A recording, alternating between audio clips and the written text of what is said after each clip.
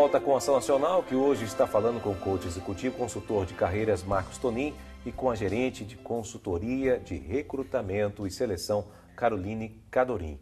E nesse bloco nós vamos entender aí os elementos indispensáveis para a qualificação profissional. Bom, a gente vai falar um pouquinho sobre a questão do currículo, né, de como elaborar, vamos ser bem prático aqui para o pessoal poder entender, né, a importância do o que deve constar um currículo, de que forma eu devo fazer um currículo. Né? Até no primeiro bloco, o Sérgio, que estava nos dando entrevista lá de recrutamento de RH, ele estava falando que tem muitas informações que são desnecessárias no currículo, né? E fica aquele monte de informação. Antigamente, eu me lembro que parece que aqueles currículos extensos, né, de 5, 6 páginas, 7 páginas era bonito. Acho que hoje não é mais assim, né, Carol? Não dá nem tempo para a gente ler tanta coisa assim, Júnior, sendo honesta. Quando a gente vai preparar um currículo ou quando a gente vai avaliar, é importante que a gente tenha ali as informações pessoais daquele profissional, então o nome, pelo menos a cidade onde ele mora, os telefones de contato, porque acredite ou não, eu recebo currículos sem telefone, então... e são erros, são coisas que as pessoas não prestam atenção, mas deveriam. Então, as informações de contato, a data de nascimento é importante sim, não precisa ficar com medo, né? Se você já tem mais dos seus 40, 45, não tem nenhum problema, muito pelo contrário, tem empresas que buscam justamente profissionais que tenham uma experiência maior. E aí, Júnior, você precisa fazer um bom resumo das qualificações. Então, é um momento onde você descreve qualidades técnicas, habilidades que você tem de uma forma mais macro. É um pequeno resumo para o recrutador poder bater o olho e rapidamente entender de qual é o perfil que ele está ali avaliando. E logo em seguida, aí sim você precisa falar dos cargos que você ocupou, as empresas onde você trabalhou.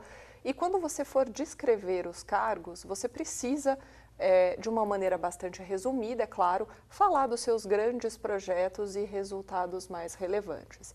Ninguém espera que um profissional consiga colocar tudo no currículo, e nem deve, porque senão a gente vai ter um currículo de 7 ou 8 páginas. Exatamente. Efetivamente.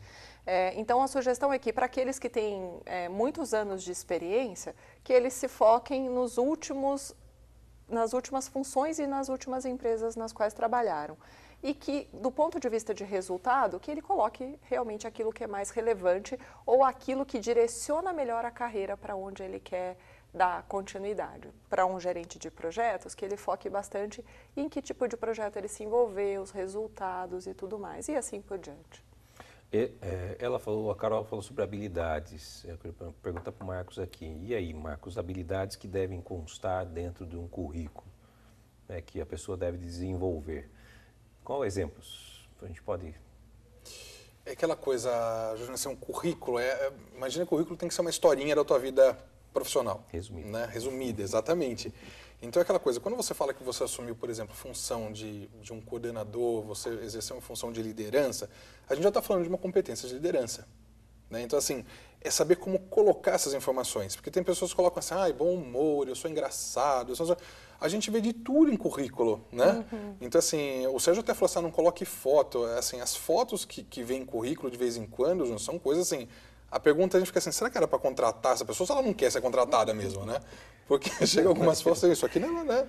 E ela não ajuda em nada. Né? A não ser que a pessoa seja modelo, ou fotográfico, ou seja um ator, aí faz todo o contexto. Sim. Né? Senão não, né? Para que você vai colocar isso lá, né? E a gente não está falando da pessoa ser bonita ou não, Júnior. A gente está falando de postura, a gente está falando de qualidade de foto, a gente está falando de lugar. Tem pessoas que estão no churrasco com uma lata de cerveja que tiram uma foto e põem lá. Vou te colocar uma foto sorrindo. Né? Voltando para a tua pergunta de competências, é importante colocar isso no teu currículo com uma história que seja coerente com aquilo que você está dizendo. Até porque acho que a gente vai falar de erros ou não, mas assim, tem pessoas que mentem em currículo, que colocam informações que não são reais. O cara que fala inglês, ou que você vai falar inglês com ele, ele não sabe nem o que você está dizendo, ele não sabe se você espirrou, se você está falando inglês. Né? Então, assim, como colocar isso? Então, é função de liderança, é flexibilidade. Quando a gente vê tamanho de projeto, quando a Carol falou de resultados, você começa a entender a envergadura que esse profissional tem ali.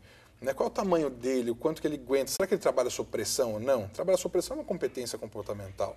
Liderança comportamental, comunicação, trabalho em equipe, saber se relacionar entre pessoas, saber para quem esse profissional respondia dentro da empresa. Ele respondia para um diretor, ele respondia para um presidente, ele respondia para um gerente, enfim. Isso também faz, Júnior, com que você observe essas competências que essa pessoa tem. Porque o currículo é uma leitura inteira daquilo, né? Não adianta ele ter essas competências e ficar 6 meses em cada experiência dele. Só, peraí, que parte da história que eu não entendi aqui? Então, a questão é de como ler isso daí, como as pessoas saber colocar essas informações num currículo de uma forma tranquila. O resumido não é para você tirar tudo também, falar, trabalhar em tal lugar. Então, assim, é o teu primeiro contato com o teu futuro chefe. Né, com a empresa que vai te contratar. Então, assim, tenha cuidado, tenha carinho na hora de fazer isso e saiba colocar essas competências. Porque, na verdade, a pessoa tem que bater o olho ali e te enxergar como um todo, mais ou menos. Você tem que ser atraente, né? Justo. Naquele momento da leitura. Eu tenho que vender, né? Tem, como a gente tem diz que vender, na gíria, vender meu peixe. Tem que vender o peixe, mas tem que fazer aquilo de uma maneira coerente e consistente. Porque o exemplo que o Marcos comentou, você coloca que você em algum momento da tua carreira foi um coordenador, foi um supervisor, ou que você tinha um cargo de liderança. Se você ficou pouco tempo nessa função, provavelmente, quando o recrutador faz a leitura daquele aspecto, ele se questiona se você tem as habilidades adequadas para ser um gestor, né? Já que você não conseguiu consolidar um período relevante dentro daquele pedaço da tua carreira. Então, o teu currículo, ele precisa, de alguma maneira, ser muito verdadeiro e estar muito condizente. Quando você fala das suas competências, a gente tem que ler, quando a gente olha as suas funções anteriores, que realmente aquelas competências foram necessárias e desenvolvidas durante o período em que você atuou naquela função. O que acontece hoje, Júnior, até acho que é uma boa dica para a gente passar para o pessoal, existem duas situações bem relevantes, diferentes, na verdade. Uma, quando você fala com uma empresa de recrutamento e seleção, que normalmente não consegue te dar grandes detalhes da vaga, então você faz uma leitura de um anúncio que ele está bastante resumido e restritivo. E um outro momento, uma outra situação, é aquela onde você acessa diretamente uma empresa e você sabe qual é a função e qual é a demanda daquela empresa naquele momento. Se você consegue saber qual é a demanda, vale a pena investir tempo e se dedicar a fazer com carinho, como disse o Marcos, para montar um currículo que seja bem específico para aquela oportunidade. A gente sabe que no caso de recrutamento e seleção através de headhunters, isso é um pouco mais difícil, porque a gente realmente tem muito mais restrição no compartilhar informações. Mas do caso contrário, vale a pena investir e lembrar que essa é a primeira possibilidade que você tem de ser visto pela empresa que você tem interesse em trabalhar. O Marcos falou uma coisa que eu até, mentir no currículo, isso jamais, né? Porque isso daqui é um tiro no pé que a gente pode falar bem claramente. E a gente descobre, né? E descobre rapidinho, né? Não tem nem jeito. Então isso é bem importante. Bom, a gente tem um exemplo de um currículo, pode colocar aqui na tela para nós? Por favor. A gente tem um exemplo de um currículo aqui que a Carol pode nos ir explicando, Carol. Esse é um ótimo exemplo, Júnior, de um currículo que traz as informações mais importantes para um recrutador, seja ele da própria empresa ou não.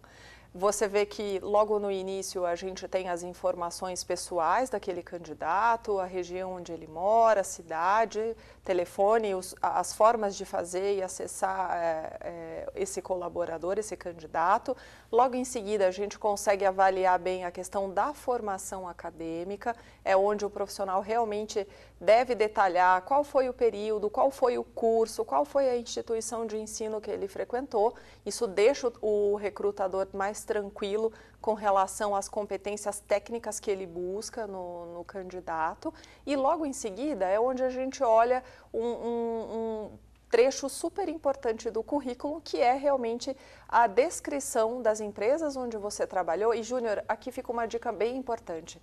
A gente olha ali, tem o nome da empresa e embaixo vale a pena você fazer uma breve descrição de qual é a empresa, que segmento ela trabalha, se você tem essa informação, quanto é aquela fatura, porque isso também dá uma ideia para quem está lendo o teu currículo de qual era o ambiente onde você estava inserido. E, por fim, os idiomas e os cursos extracurriculares, que são muito importantes também. Se tem premiações, alguma coisa assim, também deve colocar no currículo ou não?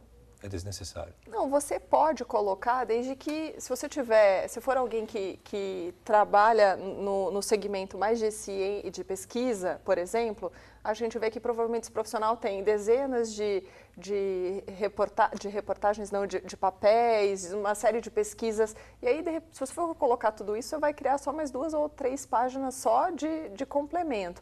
Então, a gente tem que medir. Se você está buscando algo nessa área, é claro que você precisa colocar. Um pesquisador, ele precisa colocar com detalhes e riqueza de informação tudo aquilo que ele se envolveu do ponto de vista de pesquisa e de matérias publicadas. Agora, se você ganhou um prêmio porque você foi voluntário na instituição da tua cidade, tem que ver o quanto isso é relevante para a função que você está pleiteando. Às vezes é melhor não colocar.